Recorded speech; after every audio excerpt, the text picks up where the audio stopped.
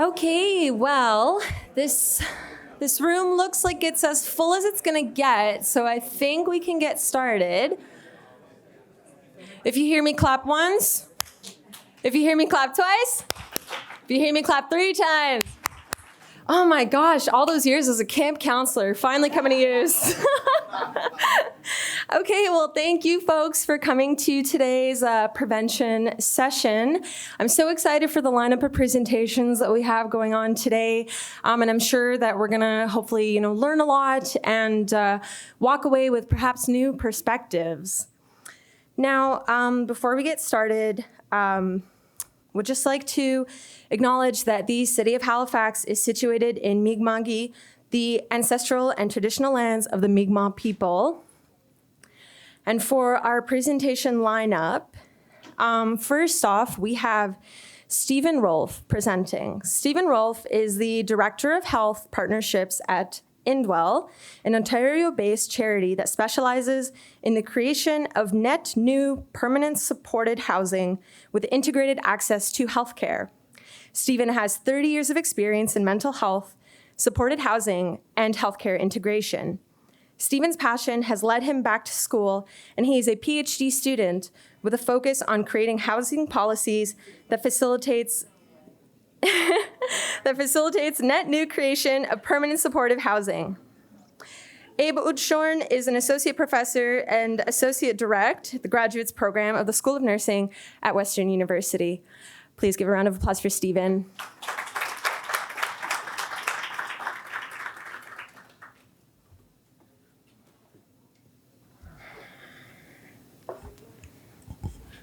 I woke up this morning realizing that this is the first live conference I've done since the beginning of the pandemic. So forgive me while I shake the rust off. Good morning. The first slide, I just want to acknowledge that there are a lot of names at the bottom of the slide. Yes, it's there.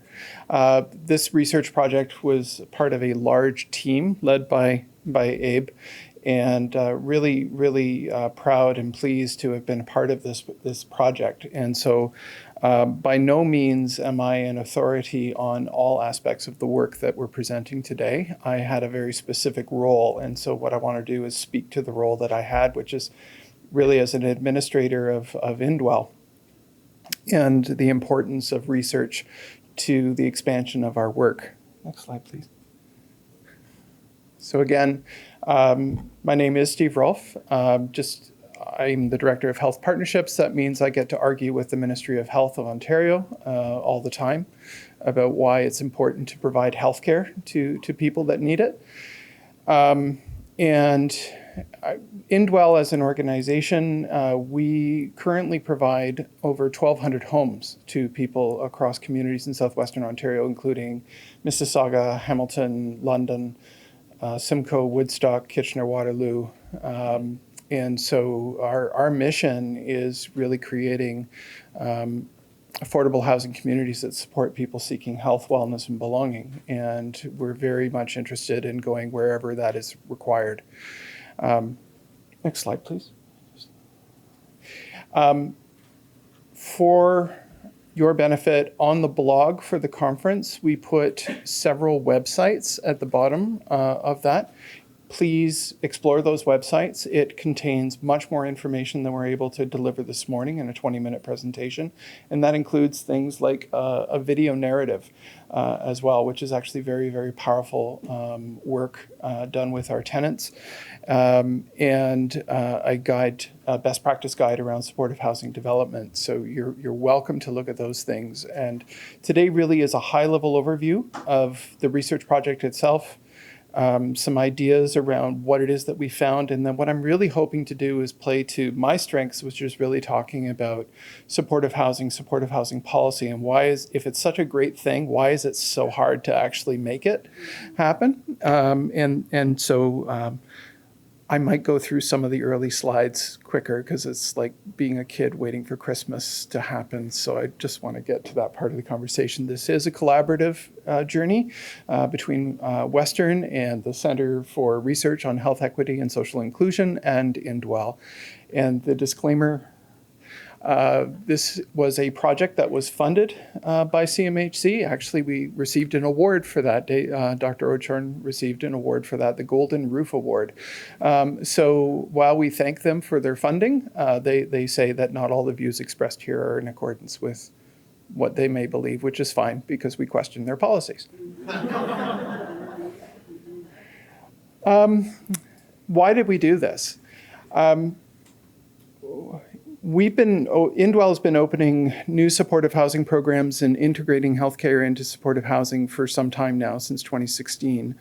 And by integrating healthcare, I mean that is the Ministry of Health provides us with money to provide healthcare to people living in our supportive housing. And really wanting to understand how that works or whether it works. We know that internal evaluation of work is important, but it doesn't carry the kind of credibility that research does, and it doesn't advance the conversation that research can advance.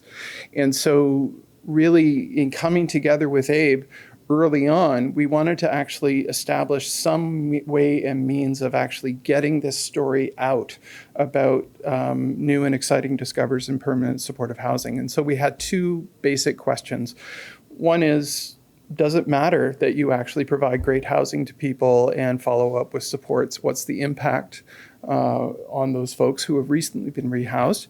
And the second question is that does it actually lead to, or are there changes in a person's sense of community engagement? Is it just a program, or is it housing situated in neighborhoods where people are becoming part of the neighborhood and part of the fabric and landscape of the neighborhood? Next slide, please. Sorry. Our methods, again, I draw your attention to the technical literature on the web.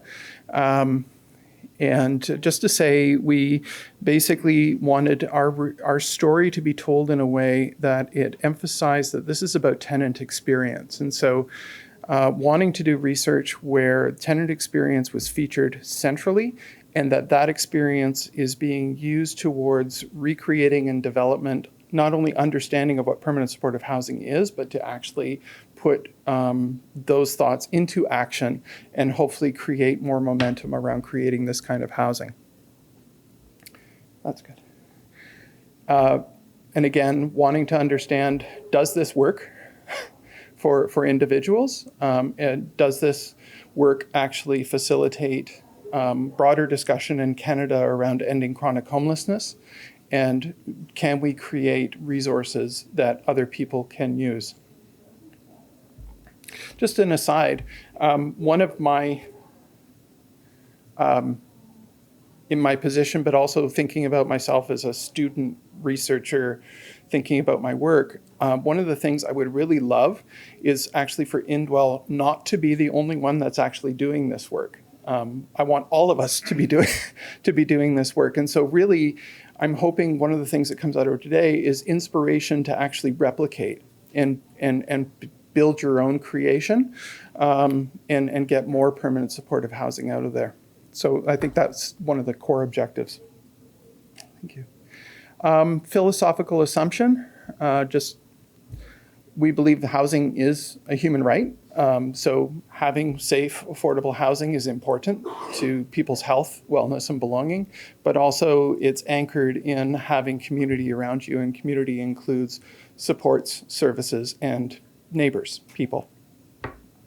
And that corresponds with CMHC's definition of permanent supportive housing. Again, it involves a place that people can call home, and it involves services which actually are people that are actually involved in people's lives, and it's geared towards facilitating independence. And I can't stress that enough, is that what we're trying to do is help people find home, a place to call home, to move from one state to another where they can become the selves that they want to be, right? It's moving people towards independence with dignity and respect. What did we know going into the research study? Well, we already knew that sometimes people need support to achieve housing stability. We already knew that sometimes people's needs for support are deeper than what's actually available to them readily, and sometimes you need to provide even more support than what most people would normally call support in supportive housing. So we knew that going in. How am I doing? Gosh, I'm blasting through. Okay, I'm going to take some time now then. So this slide, the material on the slide basically gives you a general description, but I think this is a story worth telling. So Woodfield Gate is, just to clarify, what we're talking about is supportive housing that's actually a place. So you create housing that is net new, and you set this housing aside for a very specific purpose. And then you create a support network around that housing that makes those supports available to the tenants that live there and their tenants. So these are people that move in, they sign tenancy agreements. It's not a program, it is a multi-residential place. And people can choose the supports they need and the level of support that they actually need. My colleague Jeff Nevin, who's the CEO of andDwell, and I were invited to come to London, Ontario in 2017 and really talk about the need for permanent supportive housing in that community. From a hospital perspective alone, you had a situation where they had around 90 people living in tertiary care psychiatric hospitals who could not move out of hospital because they would be discharged to nothing, to no fixed address, which is wrong. And so the entire system, mental health adult system, was completely backlogged to the state where on one day that we met, there were 26 people admitted to no bed in an emergency department in one of the local hospitals. This is unacceptable. And so the lack of supportive housing, to call it dire, is an understatement. And so we said, we're very interested in coming and working with you and looking for solutions. And so we had a piece of property, and it was going to take a while to develop that piece of property. But everybody recognized that the need for permanent supportive housing was so dire, we had to do something faster than 4 years. As we were planning, it happened that someone was developing a building in town using CMHC program funding to create affordable housing. They got into the program, started building the building, everything's going along swimmingly, and then the person decided that the business case didn't actually match his business model, and he didn't really want to operate affordable housing. He wanted out of the business. But understanding CMHC rules, that's a very hard thing to just sort of put a for sale sign up and walk away. So that was an opportunity to take advantage of a completely empty, brand new building. And so we negotiated and purchased it. So this building was basically bought as a brand new building. We took it over, we finished the construction, and we created it as a space. That created the impetus to go back to our friends at the ministry, and they are our friends. At the time, it was the Linds, and so it was a local discussion around how healthcare could be used. And we were able to secure the operating funding to actually open this building. And so from this idea of, hey, there's this empty building, to opening doors so that people could come home, was 6 months. We stood this program up in 6 months. So if you ask anybody that was involved in creating that program what it was like, they would say, let's never do that again. But in terms of understanding from a system point of view of what is possible in terms of creating net new housing for people to come home to, it's possible to stand these things up fairly quickly. So that's that. If you walk away with anything, imagine the possibility, right, in your community. So what did we find? We interviewed 20 people, we interviewed staff, we interviewed leaders in the organization. What did the research team find? High level, again, four basic things. Supports matter. for our tenants when people are moving into a state, whether it's from hospitals or institutions to being straight out of shelter or off the street. Supports matter. Affordability matters. I know I'm skipping the order on the piece, but affordability, I can't emphasize enough how important that actually is. And community, but with independence. And that, I think that's an interesting finding, is that what people revel in is real community, their neighbors. Having neighbors, having engagement, but not just programmatic engagement, real engagement, and just working out the problems of being part of a community. And the pandemic sucked. We know that. Yep, the glitch happened there too. So I just wanted to give you a few high-level quotes again around support, community, and affordability. I'll read Karen's quote. I'm glad that there are people around here that I can just phone or talk to or order. I love that. That help me with basically anything I need or assist me the best they can to help me. So it's better than where I was when I was in an apartment, and if there was an issue or something that I needed help with, I was on my own and I had to ask my family, oh, what do you think? Or what is this? Or whatever. And if they didn't know, then I was literally on my own. And so our participants talked about the individual experience of accessing supports, but they also talked about something else, which was not just accessing supports on an individual level, but I need help with my neighbor. Or I've come across this particular situation going on. I don't know how to actually deal with that. Can you come with me? And let's work with that. And that included guests and visitors. And really what people are saying is that it's good to have supports that are accessible, meaning really accessible. When we looked at the data again, there were also bits of that were kind of the other side of the coin as well. So I just wanted to actually say that, folks did identify some limitations. In a building where you're trying to create independence, sometimes not having 24-hour supports that are actually on site is challenging, right? Because you're trying to create an independent living situation. So people initially were looking for that phone call, that person in the office at all hours of the day. And so people had to work through that. The other piece was that sometimes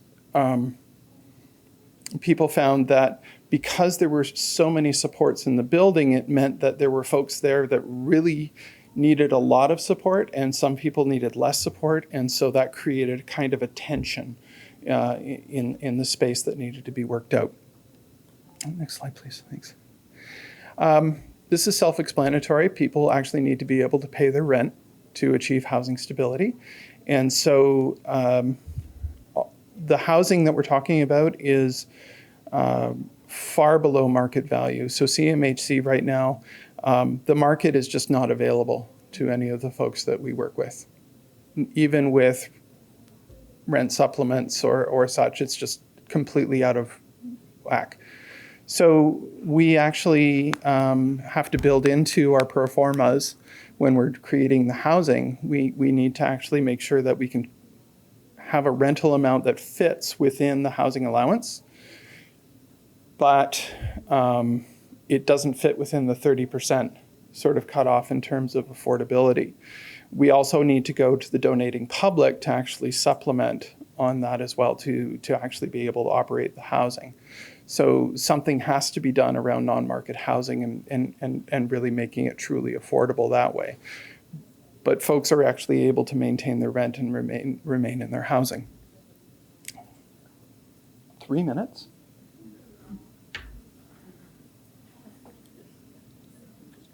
Okay. Skip. Skip. Let's just stick with this one. Okay. So in terms of making supportive housing work, the other thing that was done was we interviewed staff and we interviewed key leaders within the organization. And the one takeaway seemed to be, why do people do this as an organization? Why go out and actually try and achieve supportive housing? The biggest challenge in achieving permanent supportive housing in Ontario, certainly, and probably the rest of Canada, is that everybody wants it, but nobody owns it in terms of policy. There is no single policy line. There is no single funding line. And most policies describe things like adding healthcare as kind of this magical waving of the hand. There shall be health partnerships, but no one's actually talking about carving out new space and budgets to actually create the kind of supports. And similarly with affordable housing, even from homelessness plans, there should be more housing with no actual carved out plans around how to make that happen. And certainly when you look at the National Housing Strategy, we know that that's been geared towards middle income Canadians all the way along. The thing that drives us is values. You want to do this. It's important to do this.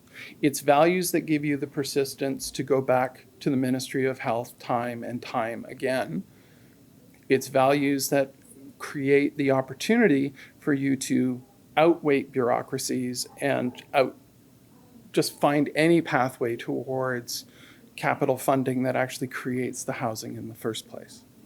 And it's values that allow you to work with neighbors, work through challenges in terms of making supportive housing fit within a community context. Oh, yeah. Skip. Dandy, skip. There we go. Nah, just go to the end. I think we got. Hello, slides. So I guess, I talked a lot about Woodfield Gate because I'm pretty passionate about this model of practice that we've been engaged in, and I'm pretty passionate about the lack of policy frameworks that allow for its fast development. I'm really excited about this research project that's taken place. I'm more excited about the 5-year follow-up study that we're about to embark on as well, with including 5 of our programs in the Southwest region, and really thankful for that opportunity to take a deep dive on this work. What I really want you to walk away with today is that this was a culmination of 20 years of constant driving at getting things done in spite of a policy environment that actually supports it. And so 2 things. 1, you can do this in the current environment. It's possible to take that back. And number 2 is that we need to work towards a policy environment that actually makes it easier, because it's very, very difficult to actually build the housing, create the supports, and actually operate it in the current policy environment. That's it.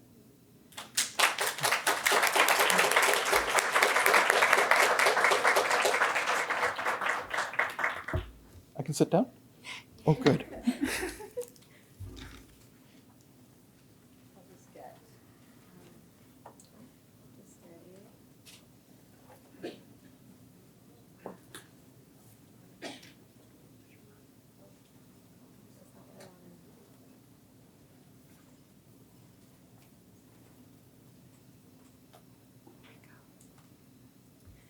Thank you so much, Stephen. I love the emphasis on affordability, which is an obvious one to some, perhaps not others, and an emphasis on community, which is needed all around. So thank you. Thank you for that. For our next presentation, we have Modupe Bankole Longue, who is an internationally trained dentist from Nigeria and holds a Master's of Public Health degree from Simon Fraser University in Burnaby, BC. She is actively involved in Black health advocacy and health promotion. Modupe's passion for health promotion stems from discrimination, racialization, and health disparities faced by visible minorities and underserved communities. She seeks to leverage on her personal and academic experiences to design culturally tailored programs to promote community engagement and equitable prioritization of public health resources and interventions for Black communities. She enjoys spending time with her amazing husband and son, and in her spare time, she listens to gospel music. Cécile Kotick is an urban planner and housing practitioner with 15 years of progressive experience in the public and nonprofit sectors. She specializes in designing and managing community development projects to address housing shortages and end homelessness. Her passion for social justice and racial equity led her to pursue doctoral studies in the Doctor of Design program at the University of Calgary's School of Architecture, Planning, and Landscape Architecture. Her research aims to address anti-Black systemic racism and advance Black inclusion in the housing sector. She is the founder and principal consultant of Kotick Consulting and a sessional instructor at the University of Calgary School of Architecture, Planning, and Landscape Architecture. Now, before this presentation begins, we have Siobhan Barker, who will be opening with an African ancestral welcome for us. Please, Siobhan. If it's within your range of ability to stand, and welcome you to stand.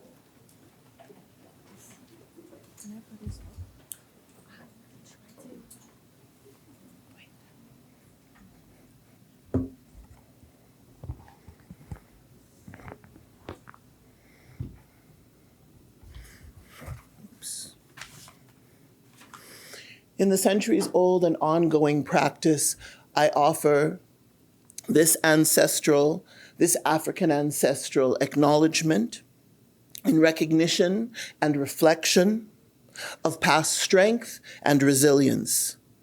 We request the ancestors' guidance and wisdom, helping in the continued struggle against injustice, the path towards collective liberation, and community well-being.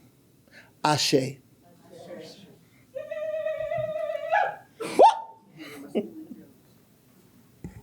Ashe, Siobhan. You can all have your seat.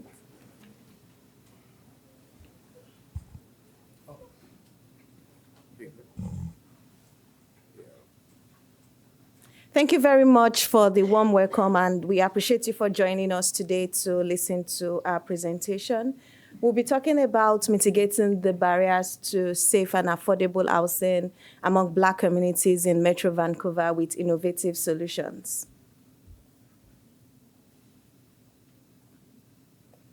This project is based on the research work conducted by Oganzali Society under the Housing Solutions Lab, and is funded by CMHC in partnership with City of Vancouver, BC Housing, and Wood Buffalo Strategic Group. Oganzali Society is a non-profit Black-led organization committed to raising awareness and advocating against the legacies of systemic anti-Black racism, displacement, and marginalization endured by Black communities in Vancouver and across British Columbia.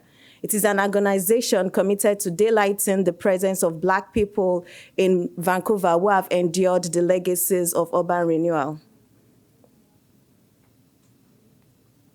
Due to our time, I would like to highlight two important goals of this project, and that's to understand the systemic, structural, and interpersonal barriers experienced by Black rentals, and to identify meaningful and affordable rental housing solutions. To contextualize the research, we'll provide some background, and that includes the fact that 52% of Black people reside in private rental markets, and majority of them are low income. And according to the 2023 homeless count released by BC Housing in October 2023, Black people are disproportionately represented in the homeless count among other racialized groups. And Metro Vancouver is one of the most expensive rental markets in Canada, with a one-bedroom costing between $2,000 to $2,500 per month. And this high rental cost has placed many in a situation of housing precarity, Meanwhile, little is known about the actors in the market, the government policies and practices, and their influence on Black renters. We conducted a Metro Vancouver-wide survey to gather experiences from Black renters, and we covered topics like housing types, dwelling concerns, subsidized housing, and housing discrimination. And we found out that 6 to 10 respondents spent 70% of their income on rent, and that's anywhere above $1,500 per month. 6 to 10 responded have experienced housing discrimination due to race, income, family status, and gender. And it's usually not reported most of the time.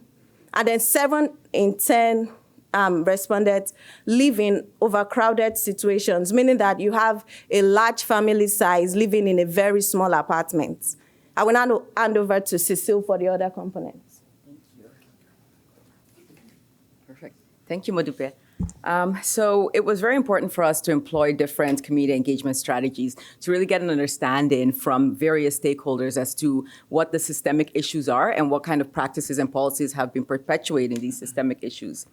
So I'll talk about the other strategy that we employed aside from the online survey, recognizing that there are some barriers to accessing this online survey due to maybe lack of computer or internet access. So we conducted key informant interviews. And this was really targeted towards people in the sector, professionals in the sector, to really understand what the policies and practices have been that are perpetuating these systemic barriers to accessing equitable housing for Black Canadians. And we employed semi-structured interviews with 11 sector professionals, and their expertise ranged from frontline service workers up to government entities and policy makers. Some of the topics included housing options, access to stability, housing discrimination, government programs, and practices. The emergent themes that came up from these interviews included a lack of affordable housing, which we're all familiar with, lack of Black enclaves, anti-Black racism, not just towards Black renters, but also towards Black workers in the housing system, as well as discriminatory government policies, and my all-time favorite, lack of disaggregated race-based data. We've been talking about this for a long time now. The first theme that emerged was lack of affordable housing. As Modupe just talked about, there is, Vancouver, I don't even understand how people still survive in Vancouver. The cost of living is enormous. It's pretty high. So, but how does this impact specifically Black renters? As Modupe already highlighted, 70% of them reported that they spend 70% of their income on rent. And 41.5% make less than $40,000 annually. So we know that there's a huge chunk of their after-tax income going to their rent and not other necessities that they need. But what is also important to highlight is that 56.4% of respondents stated that they have university degrees. So having a high level of education did not necessarily correlate with a higher income for the population group. Lack of Black enclaves. Key informants really recognized and echoed the erasure and systemic displacement of a once thriving Black community in Vancouver, Hogan's Alley, and this was really due to government policies and urban renewal schemes. The consequences of this action has really been far-reaching. It has caused individuals that were living in Hogan's Alley to lose their properties and not able to pass that down to other generations and not creating generational wealth in that case. And for Black renters right now, what they stated was that the consequences are really far-reaching and severe. And they talked about how Black Vancouverites feel isolated, they feel displaced, they don't have a community, also feel disconnected from their community. And they also talked about the lack of a place for them to come together to celebrate their culture and their practices and really just be together as Black Canadians.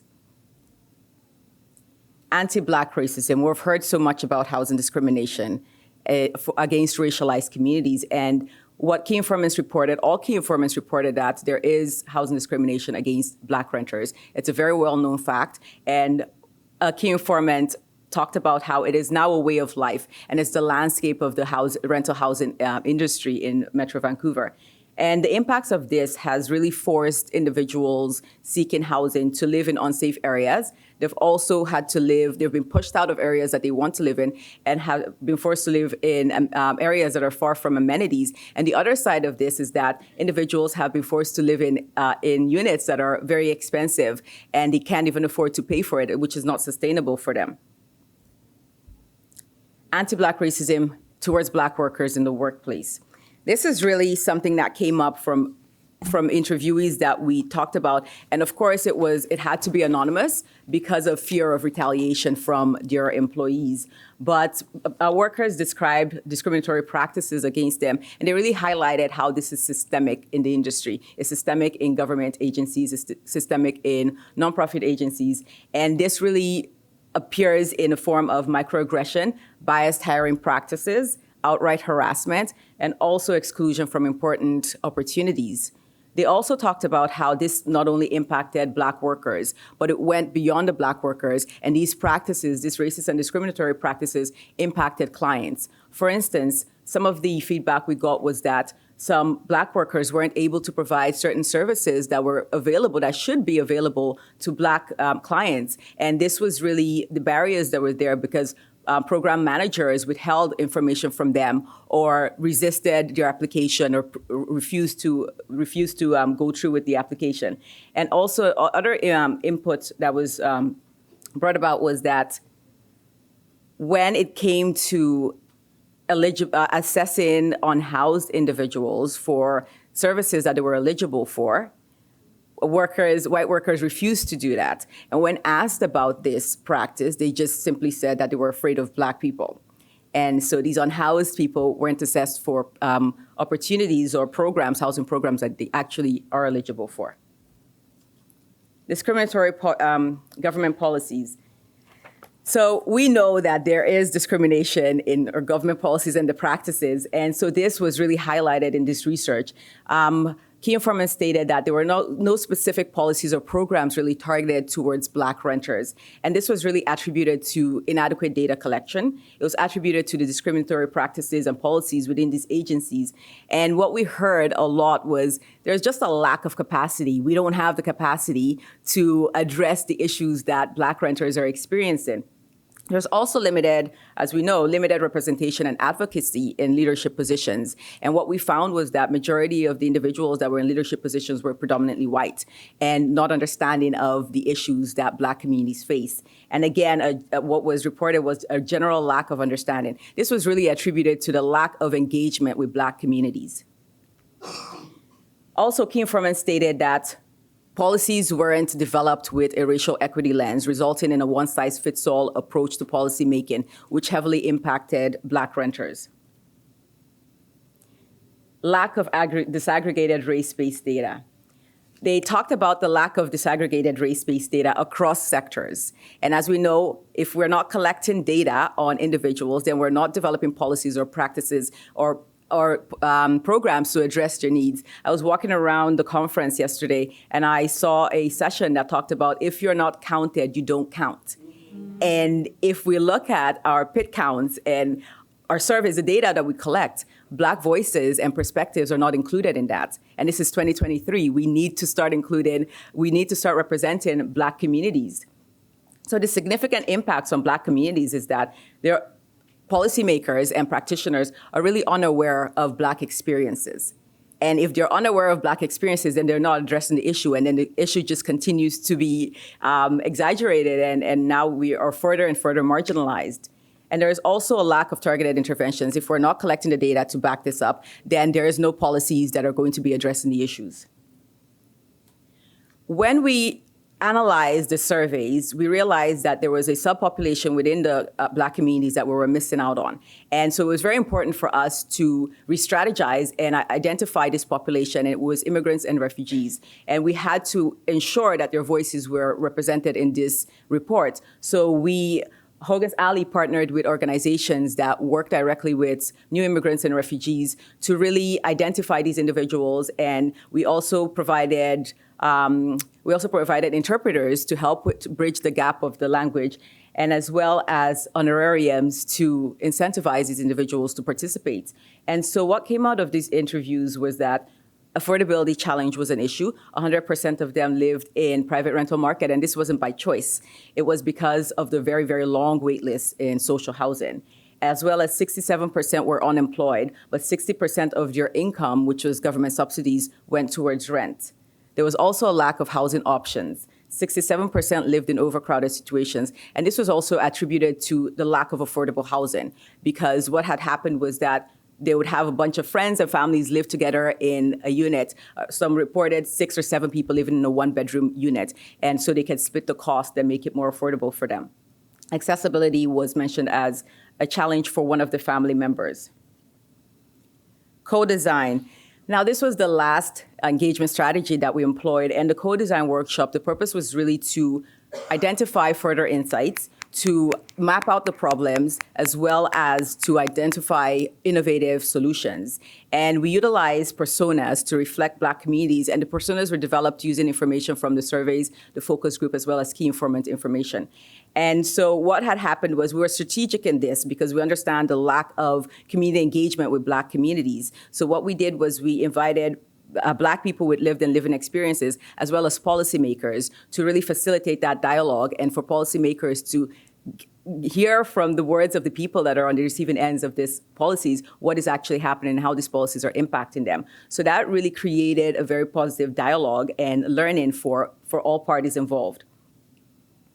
What we heard, the recommendations were with housing, and these are some of the recommendations. The recommendations are quite lengthy, but because of time, in terms of housing, a city panel should be established comprising of Black leaders, representative of Black communities, to really mobilize the development of affordable and social housing.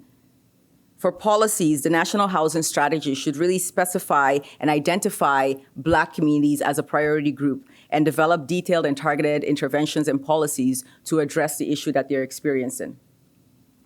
Housing discrimination.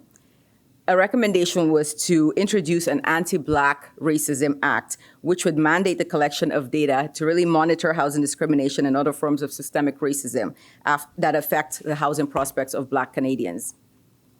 And data collection. All levels of government should really establish a standardized protocol for collecting and reporting disaggregated race-based data, not only within your jurisdiction, but across jurisdictions. And this is very important to inform policies. Thank you.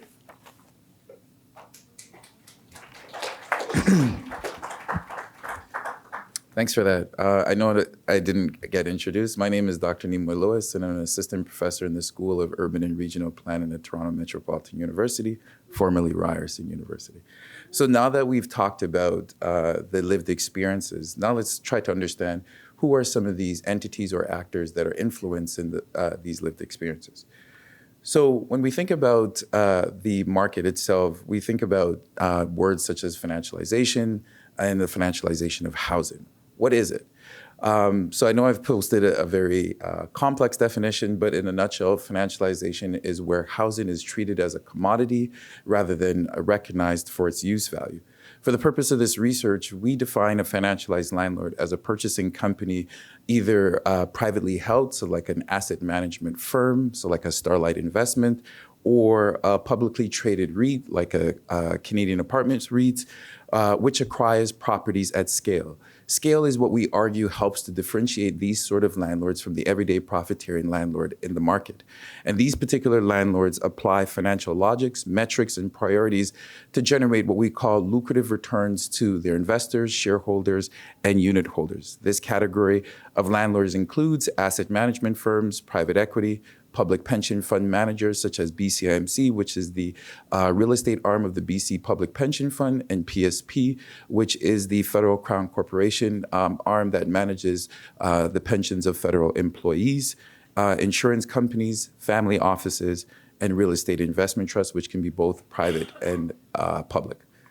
So in terms of trying to understand as a whole with the Metro Vancouver area in terms of the rent burden of Black renters, as we can see looking at both the 2016 census and 2021 census, that we see that Black renters 39% in 2016 were spending more than 30% of their income on rent. We saw a slight drop of 9% of that total population in 2021, which we attribute to COVID-19 income benefits that a lot of households were receiving during the pandemic. But we know that the black population is not monolithic, and so we looked at different households arrangements. And as you can see, as we talked about in terms of the number of folks that were making under $40,000, and this is after tax income, because I think that's the best measure to measure affordability, because of the fact that we pay taxes in this country.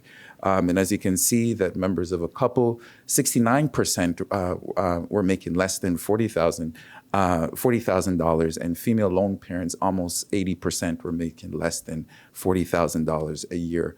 And that is to pay these exorbitant rents in markets like Vancouver. And so in the absence of having ownership information for the entire housing stock in the Metro Vancouver area, we acquired 25 years of multifamily transactions data, and where we analyze these particular transactions. So these are transactions of apartment buildings of 4 stories or more. And as we can see from this particular chart, over the last 25 years, financialized landlords have accounted for 39% of the units that have been transacted in the Metro Vancouver area. We estimate that this is most likely an undercount, largely because of the fact that financialized landlords like to use ambiguous and abstract names in terms of pursuing of various transactions. And as such, we think that this is an undercount. And we see from private investor was closely behind and numbered companies, and these are particular entities that we suspect could be financialized landlords, but because they don't have an online footprint, we are not confident enough to categorize these as a financialized landlord. But when we look at Vancouver proper, we see there's a flip in terms of 32% of those units were transacted by financialized landlords. Again, we estimate that this is most likely an undercount, but also what this shows us is that the market is very fragmented. And to achieve the scalable solutions of these landlords, there needs to be a lot of consolidation of ownership. And this is what we see, that's the market is still ripe for these sort of conditions. Just in the interest of time, I'm just going to skip through a bit. This is what New West looks like in terms of transactions, and financialized landlords accounted for 48% of those transactions in terms of units that were acquired. So what are the strategies? So I've named a few companies in terms of their strategies, and where a lot of these landlords try to acquire underperforming properties. These are typically in racialized and low and economically disadvantaged communities. And as you can see from the one quote with Hollyburn, who suggested that they upgrade these particular buildings to create high-end rental suites, making them desirable for upscale urban demographics.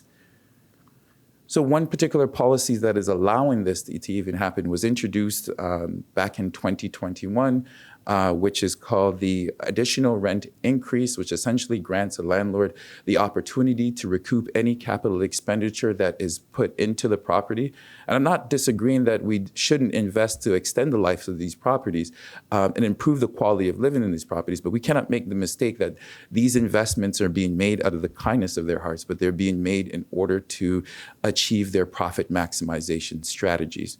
And so when we understand these particular strategies, it essentially allows a landlord, if approved to the maximum, they can increase the rent to a maximum of 9% spread out over 3 years, not inclusive of the provincial annual guideline increase. So if the provincial annual guideline increase is 2.5%, the rent would be increasing by 5.5% for that particular year. And so who are these companies that are being that have applied for this? So we see that 58% of the units that would be affected are accounted by financialized landlords. And so who are these companies? Hollyburn Properties, Real Star Group, and BCMC, which I mentioned, which is the real estate arm of the BC Public Pension Fund. And so how do we address these particular problems? I think, one, we need to address it by helping to create regulatory frameworks to help to definancialize the market. to ensure that landlords are not profiting from the reduction of affordable housing in the market. But more importantly, by definancializing the landlords, will help to remove key actors or entities and processes that work in tandem to manufacture an unaffordable housing ecosystem. And in turn, by definancializing the market, will help governments both to help to produce housing as a social good and as a human right, and to ensure that all Canadians have access to adequate and affordable housing.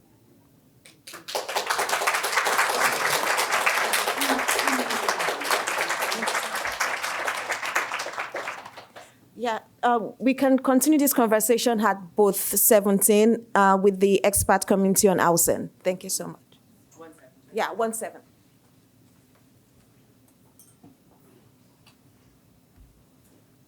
Or perhaps at the tour, if you manage to get tickets on Friday to Africa.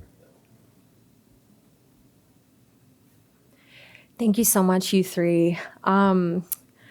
Everyone is always like aware, Toronto's kind of a bad place. Vancouver's kind of a bad place. So it's always a little more wild to see the numbers and the numbers specifically for Black populations. So I pray that you get that disaggregated race-based data that you're looking for. So fingers crossed on that. For our final presentation today, let me just pull up the biography. I am unfortunately very biased in my excitement for this presentation, as it is a fellow COH colleague that will be presenting on Housing First. Cora is a research manager for the Housing First for Youth demonstration project with the Making the Shift Youth Homelessness Demonstration Lab. She holds a Master's of Arts in Sociology from Carleton University, and her research interests include youth homelessness, community integration, housing first, and knowledge mobilization. Prior to this role, Cora was the project manager at Away Home Ottawa, where she was responsible for conveying young people and community partners to establish a strategy for ending and preventing youth homelessness in Ottawa. In her free time, Cora enjoys listening to true crime podcasts. And even though this isn't exactly in the biography, I can tell you folks that Cora is a fantastic researcher, an excellent mentor, and an amazing friend. So please give it up for Cora.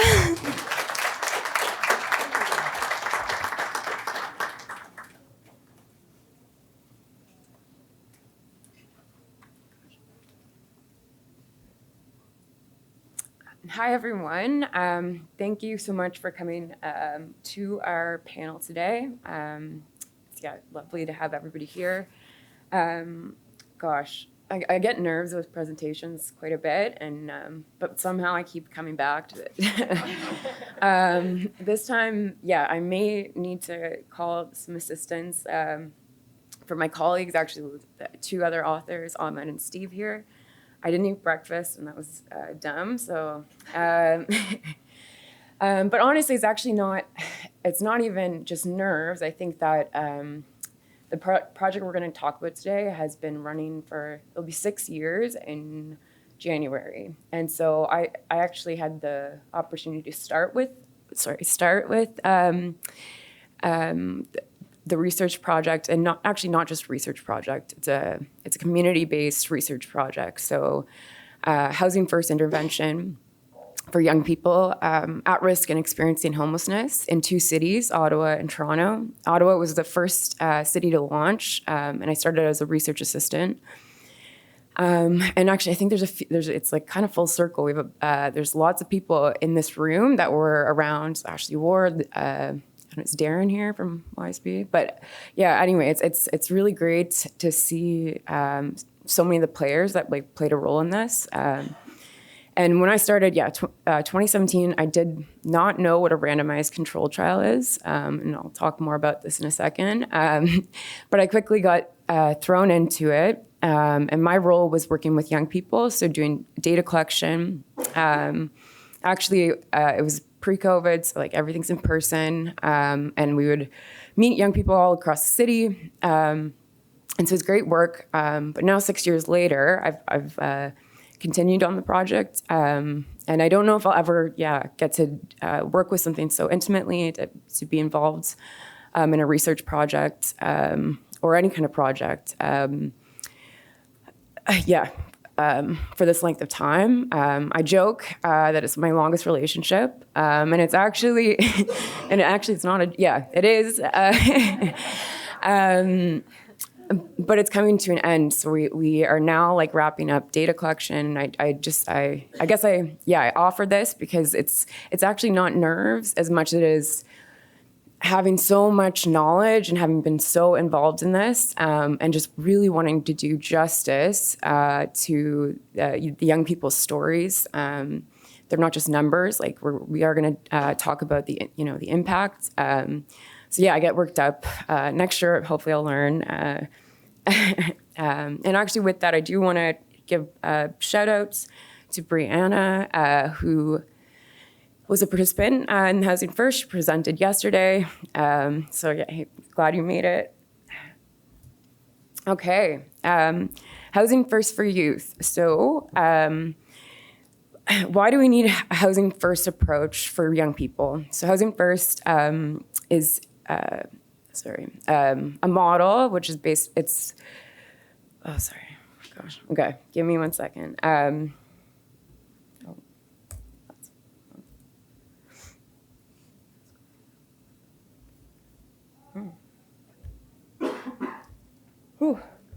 Okay, we're good. All right, we'll start over. Okay, why do you need a Housing First approach for young people?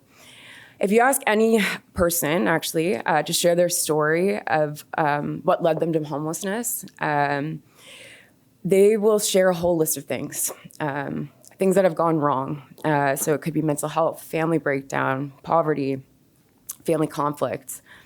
Because we can't pinpoint one thing that triggers homelessness, it makes it really challenging to solve and address it. One thing we do know for sure, though, is that the solution starts with housing.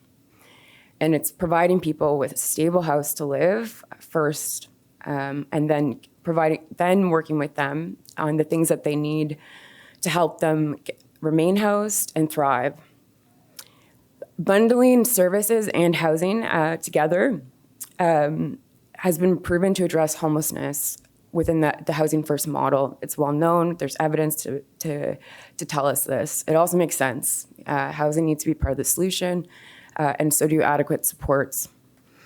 But there's also a gap in our understanding about the most effective ways to design and implement this kind of model in operation.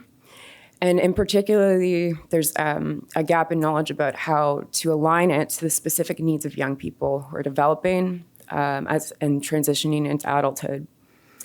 This project, that the study I'm going to introduce, is testing Housing First for Youth. It's trying to build that evidence base to confirm what components are necessary, how it's different than the Housing First model.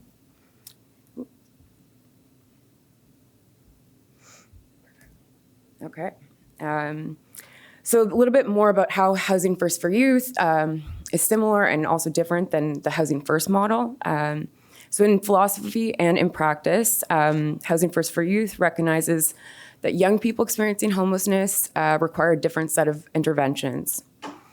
Young people lose critical social support, relationships when they experience homelessness. This could be from teachers, foster families, and others who have been instrumental in their lives. All young people need these supports to grow and thrive. And young people often lose them when experiencing, when they end up on the streets.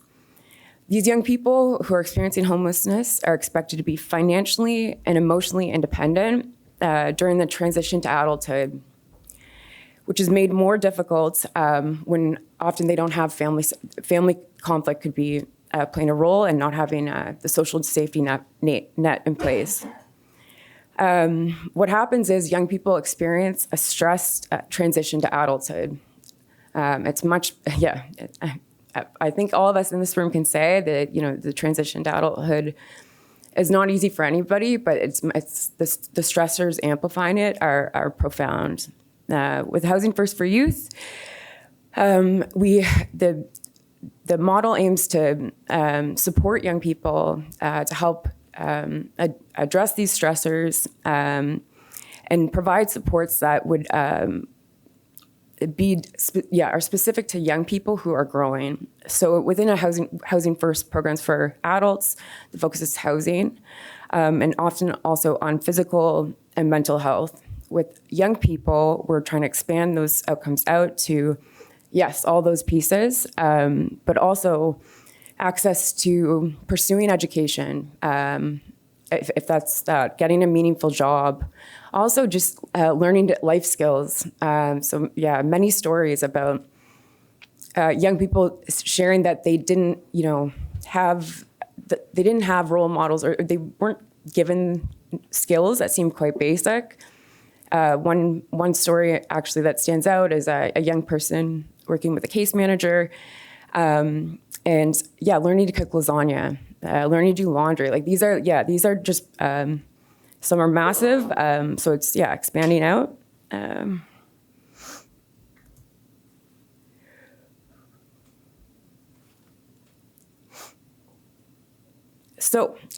But we need research to support it. So we have this model, but now we need to know, does it work? Do we need to modify it? For whom? In what context?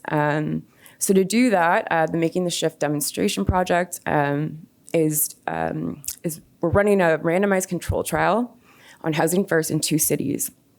We're trying to establish the evidence base, and randomized control trials, which again, I didn't know at first, but I've learned a lot about it over the years, are the gold standard in establishing that something, it works. It's not at random. We're not just saying this. So it's good. So we're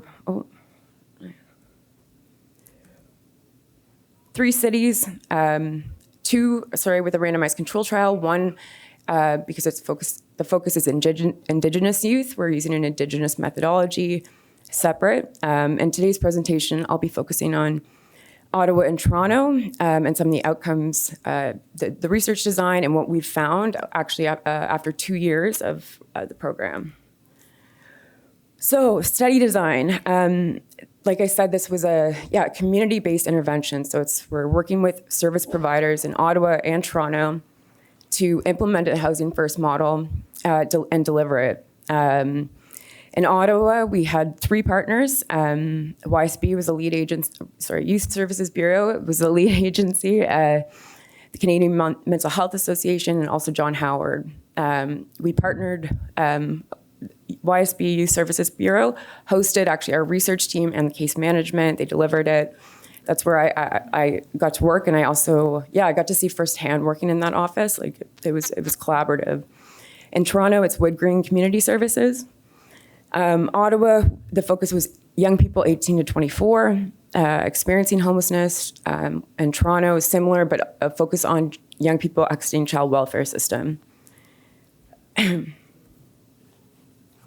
With the research design, we recruited a total of 148 young people across the 2 cities. And at the time of their first research interview, we did randomization. So half the young people were randomized to receive Housing First supports, which included a rent subsidy, a $400 a month rent subsidy, and case management. Those not randomized to the intervention or Housing First received no intervention, so no rent subsidy, but could continue to access services in the community. From there, we did follow-up interviews. They're still going on. 6 years later, many to meet with young people and assess different areas of their life, so their housing, their employment, their education. Just quickly, how am I doing? What's the time? Okay, sweet. So this gives an overview of who are the young people, who were we working with. 148. The average age was like 19 to 20. That's where most people fell when they entered the study. We saw that it was more women. Women were over 50%, but there was also non-binary and a diversity too, which underscores like these are considerations when developing programs. Sorry, do you mind giving me water? Oh no, yeah, sorry. LGBTQ plus,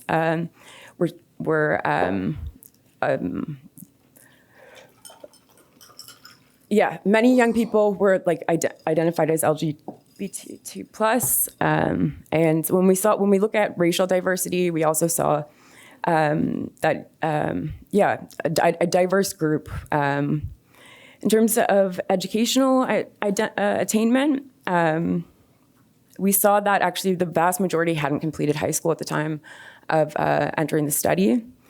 A smaller group were actually in post-secondary, so there's a span. Okay. Yeah, thanks.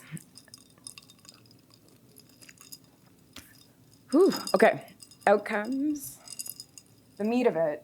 So for 2 years, we met with young people every 3 months, at 3 to 6 months, and to ask them about their housing. So where are you living? How long have you been there? Their education, their employment. After 2 years, we saw that young people in the Housing First group had 85% of them had found stable housing, actually within the first year, and that was sustained in Ottawa in year 2. These are really promising findings. Like, of course, there is that group that did not get stable housing, and there's many reasons for that.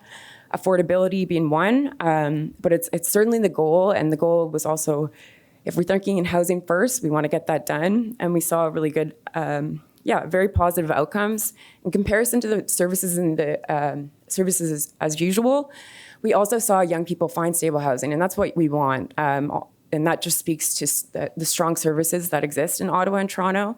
But we saw it happen at a slower rate.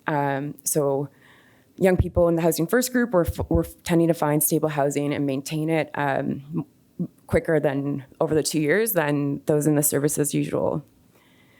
When we looked at young people where they were living when they entered the program, we see that actually most people weren't in shelters. This is a difference from some of the other studies potentially of chronically homeless adults. Most young people were living couch surfing. They were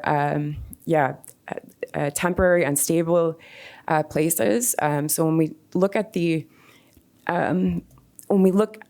it's important to note that because as you can see in the red, the emergency shelter, because not a ton of youth were staying at a shelter at the time of entry into the study. It's a small bar, but the good news is too, we saw that sustained. So actually it dropped even more, and that's what we want. You can also see with the yellow bar that what we're seeing is people that were couch surfing are moving into stable housing. And so that's, it's progress, and it's exactly what we wanted to happen. We also looked at a number of other areas of life, so quality of life being one of them. And so here in the next 2 slides, it's physical health, so looking at young people's perceptions of their physical health and how those changed over 2 years. Interestingly, you can see, kind of spikes going on, where their perceptions are more favorable and dropping. In the TAU group, in the Housing First group, increasing. The truth is, though, that after 2 years, change takes time. So I think that with the goal being housing, and that was what a lot of young people shared was that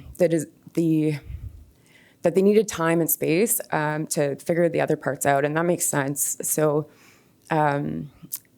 I think that came out in the qualitative, and so it's to be expected. I think it's important for funders, anybody working in the room, is to know that in a 2-year period to expect somebody's whole life to transform is naive. And actually, that once people get housing, sometimes that's actually when the hard work comes.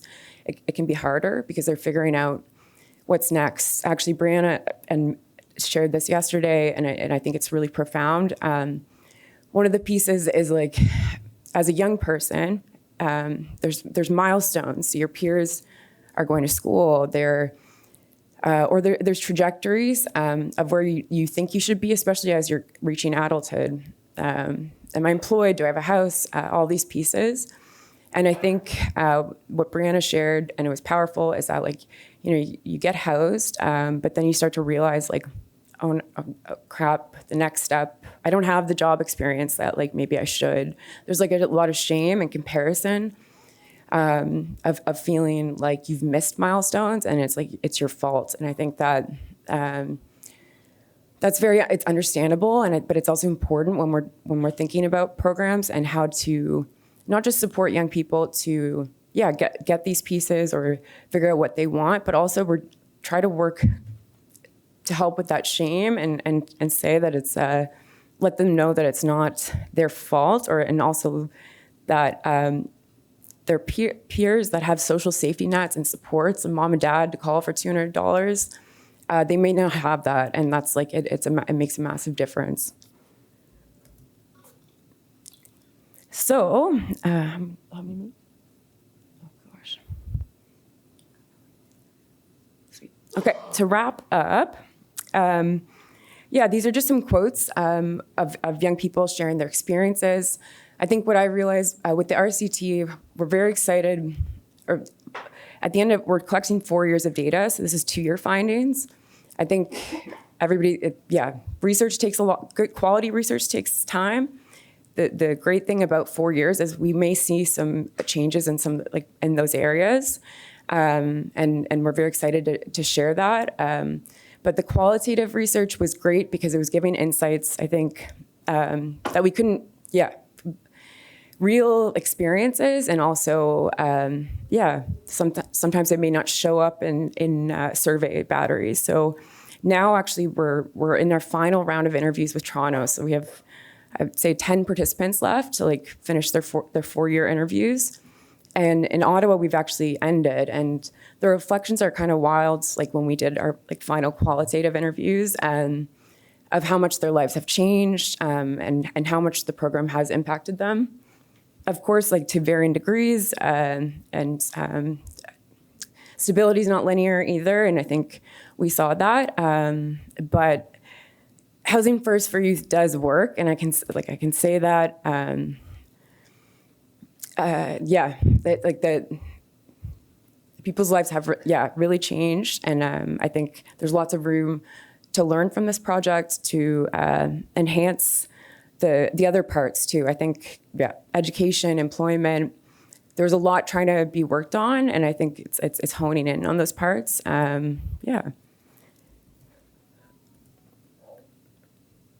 That's it. Oh, sorry. Final slide. So this is the critical lessons, key learnings. A lot of learnings. Collaboration's actually it's challenging. I think everybody. It's a beautiful thing when you bring research, practice, and policy together. It's also hard. You're bringing people together. And I think that what I saw was like successes of we need to be working together to do this, whether it's like we all have a role, and it's imperative that we do that. I also saw challenges, tensions, one thing, but I think it's more opportunities. So I think one thing I saw too is that we all have the same goal, which is like ending youth homelessness, but sometimes not fully understanding the work of each other, and like so for instance, for research, we there is a currency, and I think we need to be transparent about this with like publications and move away from we're all here, we all want to end youth homelessness, and that's clear, but being more transparent about the pieces that we're also getting as researchers or as service providers. I learned a ton about the hard work involved in managing services with scarce resources, frontline work, and same with policy, like the funding aspects. So I think there's just a lot of opportunities for people to continue to collaborate and talk about those hard things. I think that's part of it.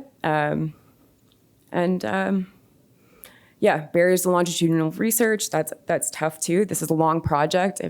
I think everybody's antsy. There's moments where you're like, let's just get this done, but it does take time, quality research, and I'm excited for findings to happen.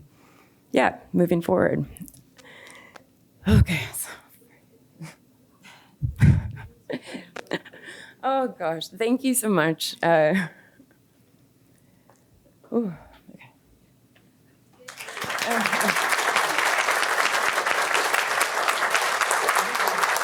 That's it. I'm retiring. Next, Atharina's taking over. So no more. I'll make this slide. Cora unfortunately doesn't give herself enough credit. There have been a lot of, as she mentioned, wonderful, amazing changes throughout these programs, especially because they've lasted for so long, right? And this is, if I may share, there was a particular participant that Cora worked with for years. She was his research assistant and was collecting data from him over the years, and he made significant progress. I was able to maintain stable housing, stable job, and he had a wife, and he found out that he was going to be a dad, and Cora was actually one of the first people he told, because he was so excited and he really wanted to share that with her. And I think it speaks so beautifully to the relationship that we can have with participants, and how meaningful it could be to just walk by their side as they figure this stuff out. So thank you so much for all your wonderful presentations today. I know everyone is possibly very hungry, but we do have some time for questions. Please ask questions. Please be curious. Yes, microphone. Yes, let's go. That's scary. The panel was just absolutely fabulous in terms of, we don't often get all these statistics and things. I want to zero in, of course, on Hogan's Alley, because it's so exciting to me. And I've always known about Hogan's Alley. In fact, we have a Nova Scotia connection of jazz coming into the Vancouver area for the first time. And the person that bought that jazz in there was from Nova Scotia. I can't remember the name. I wish I could, but you probably know the story of the jazz in Hogan's Alley. For me, it's with all the statistics, because in our communities here in the Atlantic, we're very suspect when it comes to data and statistics, because it doesn't often go to the heart of who we are. And I was missing a little bit in Hogan's Alley, in that I want to know about those people. Because like I said, I've always known about Hogan's Alley, but where are the people? Where are the descendants? And how do they fit into these statistics? Because of course we have new people coming in all the time, but what about those original Hogan's Alley inhabitants? Who are they? Where are they? How are they rolled into those stats? So could you tell us something about the people?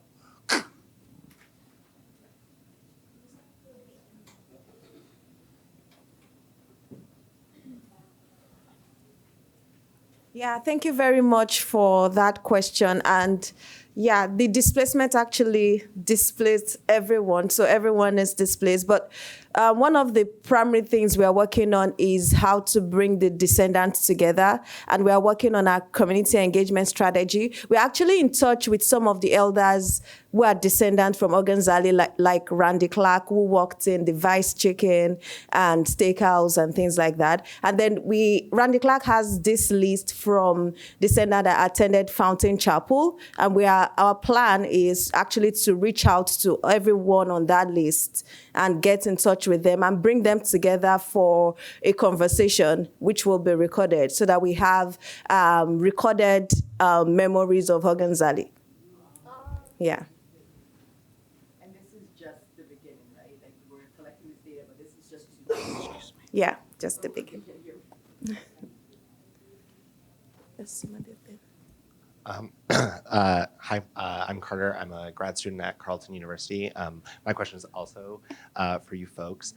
So you talked a lot about the discrimination that folks experience. Oh, can everyone hear me now? Sorry, okay. So you guys talked a lot about the discrimination that folks face in terms of accessing housing. And I was just wondering what kind of forms that discrimination took. Recently, I'm involved in a project in Toronto, and specifically for refugees and immigrants, we found that one of the main issues they were having is that they couldn't have someone co-sign on a lease or provide a credit check. And then thinking about like other things, I personally live in Ottawa in a apartment building that's part of the Ottawa housing safety program or something like that, and so I had to provide a police check before going in, and understanding that Black folks and Indigenous folks are overrepresented in carceral systems in Canada. I was just wondering, like, what kinds of forms of discrimination were you seeing? Was it more like those policy areas, or was it kind of like a landlord would see that it was a Black applicant and be like, no? Okay, thanks for that question. It was something that was very prevalent, and we noticed it in different factors. So the first factors that participants identified was race. So individuals talked about, and we couldn't share all that information in this research because we did capture a lot of their stories in our report.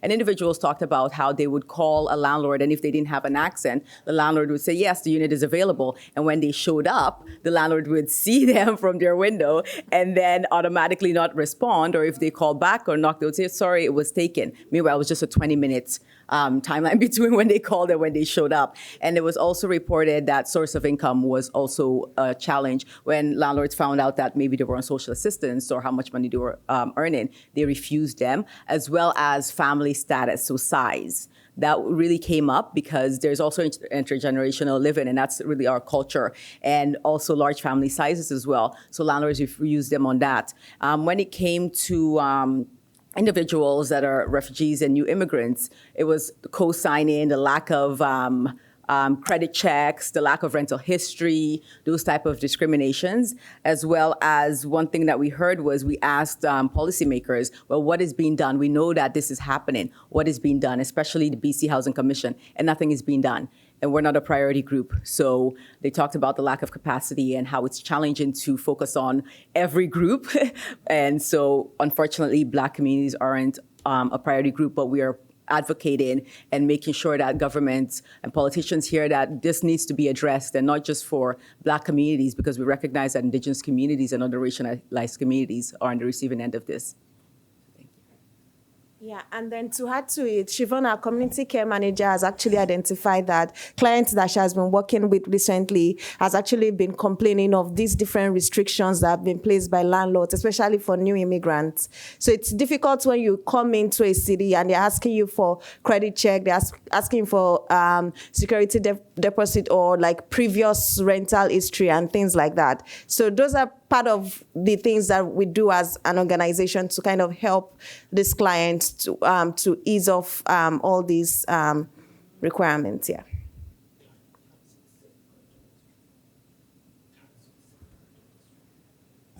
Yeah.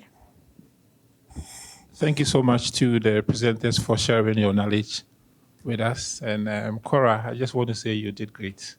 Thank you.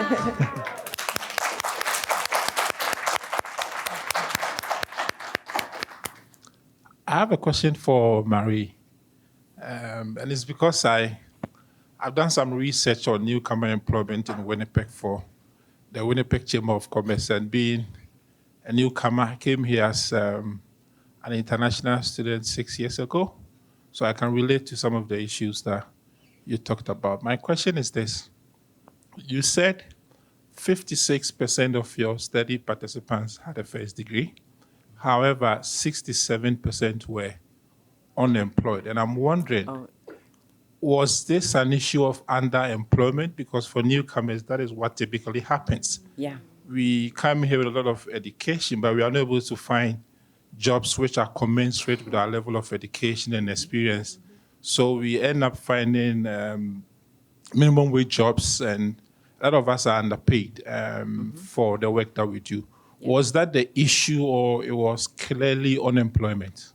The issue was not being able to find a job and underemployment. So we know that this is very rampant based on the policies and practices here in Canada, that individuals that are internationally trained, especially from certain countries, when they come here, they're considered not qualified for the jobs that they're actually eligible for. So a lot of it was underemployment, and there was also language barriers as well. But most of the individuals that talked about it was 56.4% was pretty high. And so, unfortunately, it didn't correlate with the income that they were getting. And we know that it was really based on discrimination and racism and hiring practices and really how things are done in Canada, unfortunately. I just wanted to add to that also that I was just reading this morning that the province of Ontario is looking to prohibit employers from asking Canadians for Canadian experiences.